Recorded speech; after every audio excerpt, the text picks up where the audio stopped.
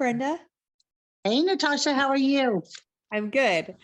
Okay, so if you guys don't know Brenda yet, she is one of my most amazing lenders, and she does a ton of everything, but she does a lot of VA, right?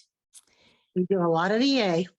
And so I've had a lot of requests on my YouTube channel to just kind of answer some VA questions, especially VA moving to Texas. So I just came up with a list of questions and I will just start asking you and we could just have a quick conversation about this. Do you like my Sounds good to me. look at my Texas shirt I just got? That's awesome. Okay. Let me go to my list of questions. Okay, the first thing is let's talk about like the average time to close. I mean, I know the answer to this, but I'm just gonna ask you, is it standard? Does it take a little bit longer? Talk through that with us. It's really truly standard. So we're closing VA loans anywhere from 21 to 30 days. Oh my gosh, that So yeah, so used to we're be pretty, longer. I'm sorry. It used to be longer. It has been longer just because they didn't have the amount of appraisers that they have now for VA. Okay. But appraisers for VA are really running the same as conventional FHA, everything else. So the So misnomer that you need 45 days for VA is no longer. You can do it in 30. no, we can always do it in 30. Okay. So the only reason that may get delayed is if you have a problem with the home and Okay. you have to go back and renegotiate value. But other than that, 30 days is good. Okay. So while we're talking about a problem with the home, I know a lot of my sellers get freaked out about VA buyers. I know it's a little bit more like the appraiser is a little more intense to protect the veteran, which I like, but makes the sellers kind of on their heels more. Talk about that and also like the different requirements, like the pest and little extras that have to go into, doing a Into a VA. VA loan. Sure. So as far as the appraisal goes, really truly, if you're looking at a home and putting an offer on it, you've had the inspection and the inspection came out well, there really isn't a reason that the appraisal would not come out well. Okay. So honestly, I think the biggest rule of thumb with appraisers and what I hear all the time is that if you're walking through a home and you can visually see something yourself, you see cracks in the wall, you see water stains, something that you would notice, you know they're going to notice it too. Okay. So if things are addressed up front, then we generally don't have a problem with the appraisal. Okay. And even if they did, there would be an opportunity for that to be corrected.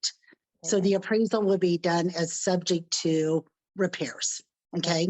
Okay. Okay. But really truly the appraisers go out there in favor of the veteran and for the lender to make sure that the home that they're buying it's got great bones. Yeah. Everything looks good. They're not worried about anything major happening. Yeah. Now, they're a little bit more in depth than a regular conventional appraisal because they're going to go in the attic. They're going to look in the crawl space if there's one there. They're going to check the water. Does it run hot and cold? But as a whole, they are really there to benefit our veteran. Yeah. So want to protect them. And that's really the whole purpose of sending just out a VA appraiser. Yeah. Okay. So let's talk about the big question that most of my VA buyers have, and I can go through and kind of show them Montgomery County right here. We can kind of pull that up. But let's talk about disability in the state of Texas. And I know every county is different, correct, on what they're going to get on their tax breaks. Can be, yes. But tell me this, because I get asked this a lot. If they're 100% disabled, do they pay property taxes? Not at all. That's so And once we have that verification over from the veteran, we do not even have to include that tax amount in their debt to income ratios. So it can give them the ability to buy considerably more than maybe what they might have been originally looking for and still have that lower payment because they do not have to include property taxes. So Right. we will approve them without property taxes. Okay. And that's an incredible benefit to them. Yeah, no, that's really cool. And then the rest of it, what I've seen, it's more like a ladder. So it's like, I think in Montgomery County, it's like 0 to 20% disabled. They give you this much off of your cost, your appraisal, Right. so forth Mhm. and so on. So if you guys are looking for, and if you ever need information, if you're buying anywhere in the state of Texas, Brenda can send that to you for different counties and run it through and tell you how much you're going to get off your taxes. I can too. Sure. But like, Mhm. it, Montgomery County, if you go to Montgomery County Appraisal District, we call it MCAD, that's going to have, and you just put in veteran disability or VA disability, it has a chart right there and it says this percent to this percent is going to get this to this discount and so forth and so on. So if you ever need that info, either of us can pull that for you. But that's a really good thing to know because a lot of people freak out over the property tax. I mean, we don't have a state income tax, but our property taxes are higher than other states. So that helps the veterans a lot. Okay, tell me if they have a VA loan right now in their house in, let's just say California, because that's where everybody's coming from. Popular state for us. Yes, it is.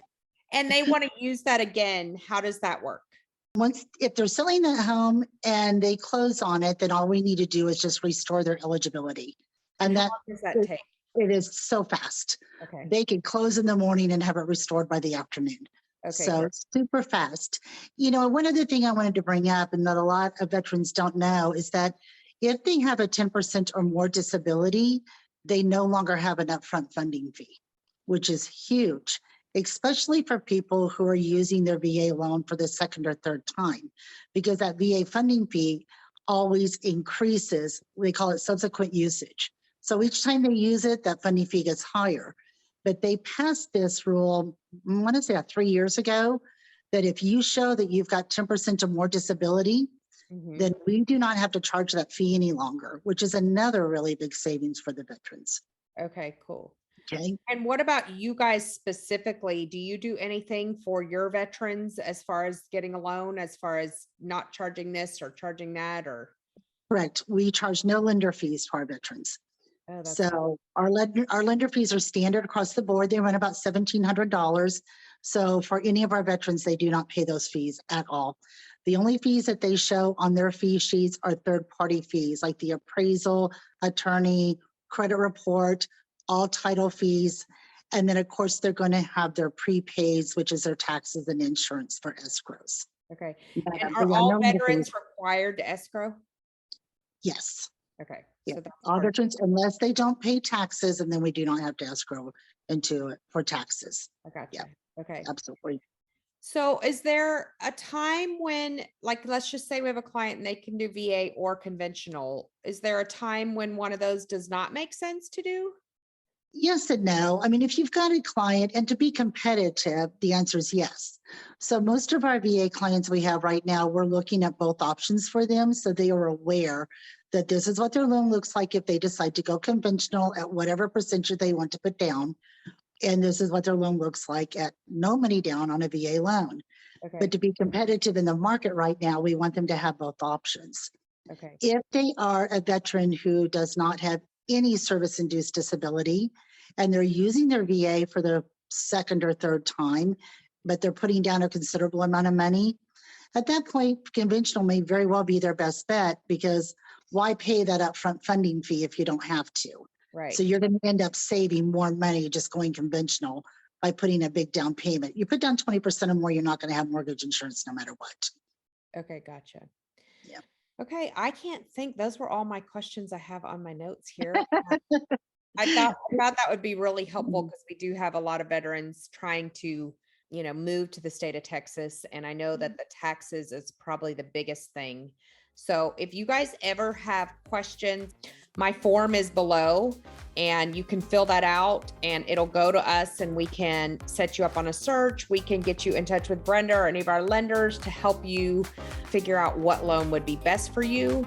So if you are a veteran looking to move to Texas, reach out to us. I can always give you Brenda's number. If you reach out to me and you want to speak with Brenda, I'm happy to share. She's obviously amazing. So thank you for helping me and joining me. Oh, absolutely. Wonderful. You guys have a great day. Thank you.